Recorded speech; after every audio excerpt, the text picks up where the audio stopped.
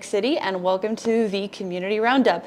Today I have Heather with me from the Northeast Museum, and we are talking about their new exhibit about the fur trade and fur trapping in the area. It's a presentation night on Presentation Friday. night, okay, cool. So on Friday, February 10th at the museum at 7 p.m.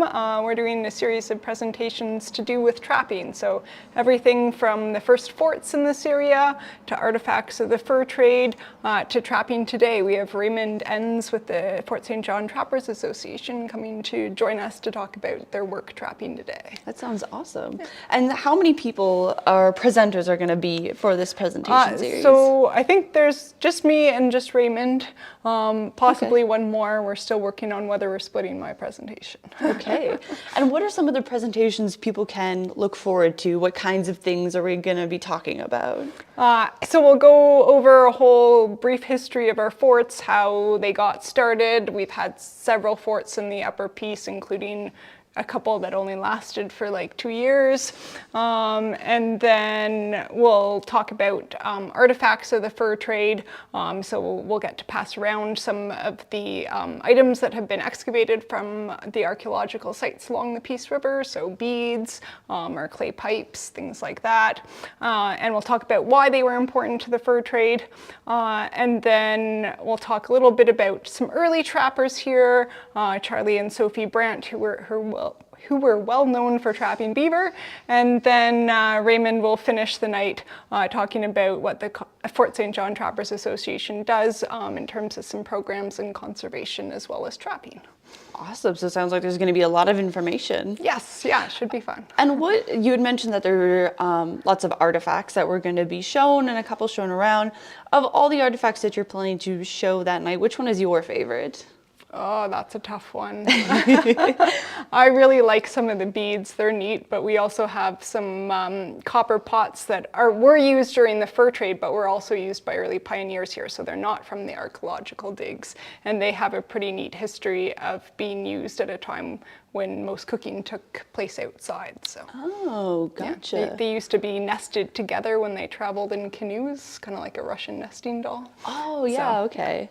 Like you have like more modern, but like those metal bowls that like stack within each other, just made of copper, so I guess? That was an easy way to transport them, and we know they transported them like that because there was a canoe wreck in Ontario, I believe. Oh. And they knew there was had been like a canoe wreck there and uncovered all of these guys. Wow. They were also really creative. They could sell them as the pot and the lid and the handle. See, 3 separate entities to try and get the most furs for their goods. There you go. Sometimes you got to think smarter, not harder. And you had mentioned some like archaeological stuff around the Peace River. Is there still archaeological stuff about the fur trade going on around the Peace River area? So the last digs were done coming out of Site C. They're about to flood the site of our first fort, Rocky Mountain Fort. So they did further digs there than the ones that had been done in kind of like the 70s and 80s.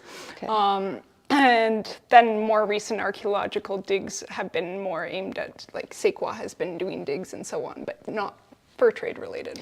Fair enough. And are any of the stuff from the Site C digs going to be at this presentation, or are you going to be discussing any of those? Not too much. We're mostly focused on a lot of the ones that make up our fur trade exhibit here at the museum, which are from our second fort, Fort de Pinette, which is the first fort to be known as St. John's. Nice. And whereabouts was that fort in comparison to where we are? At the mouth of the Beaten River where it joins the Peace. The site is now, I think, mostly underwater. Okay. But it was called Fort de Pinette because the river at that time was the Rivière de Pinette, or the Pine River, not to be confused with today's Pine River, which is south of these. Okay, there we go. And then just again for everybody, where and when is this going to be? So it's next Friday, so February 10th at 7 p.m. at the museum. Admission is free, donations are appreciated, and the presentations will last probably about an hour or a little more. Okay, so not too long, just a nice little educational Friday night, if that's what you're in for. And anything else you would like to tell everybody at home about either the presentation or the museum coming up? We have got a lot of interesting activities going on in February. So this is just the first one that month, and then we're doing some Family Day weekend activities. We got some support from the province of British Columbia, so we're doing a winter-themed scavenger hunt at different times, the 17th to the 20th, where you'll search for winter artifacts around the museum. And then the North Peace Historical Society, who runs the museum, is having their annual general meeting on March 1st, and Arthur Hadlin's going to come to be our guest speaker, and he's going to talk about the whole history of the Peace River from the last ice age to the present. Wow. So quite the busy few months ahead of you here. Well, thank you very much for speaking with us today. Thank you. And thank you very much for watching along. This has been the Community Roundup with energeticcity.ca, brought to you by Brad's Furniture and Appliance. Thanks for watching.